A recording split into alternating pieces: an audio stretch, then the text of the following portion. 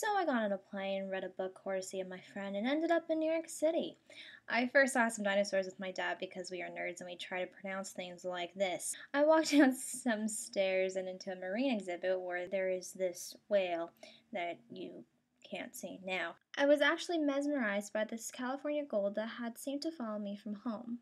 We then walked to Central Park, which happened to be my favorite part because of the serene openings. And I ate a pretzel because, well, you know, it's New York. I took a step back to find that this is a place where locals come. I liked the pace here, finding it was a place to get away from the blistering streets of Manhattan. We then ended up in the Upper East Side, where everything seemed to be quiet with the identical square buildings that made me want to become as proper as them. I was surprised New York City could change so fast into this, to this, to this. I looked at the tourists around the steps, consumed by the advertisements at every corner.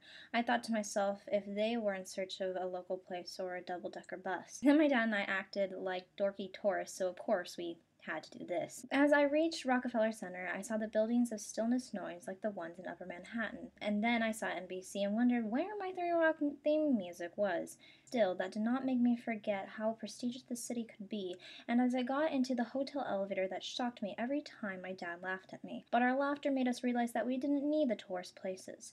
Instead, we found this place where I had the best pizza, and everyone seemed to like New York for New York. As the city lighted up, I looked outside to not recognize it as not a place of tourism, but rather a city of heart, with so much rich indulgence, and I discovered the nostalgic history that this town has. Even though I was exhausted from running to every attraction, it didn't matter because this place has a way of keeping you awake.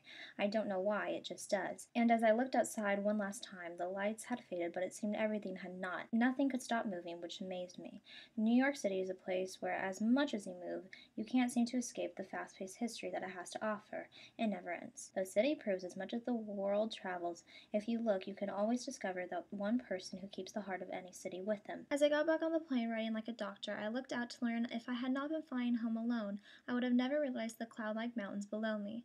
And I could not stop thinking that I hope to continue to find my own heart in my city to make sure nothing changes as fast as it looks.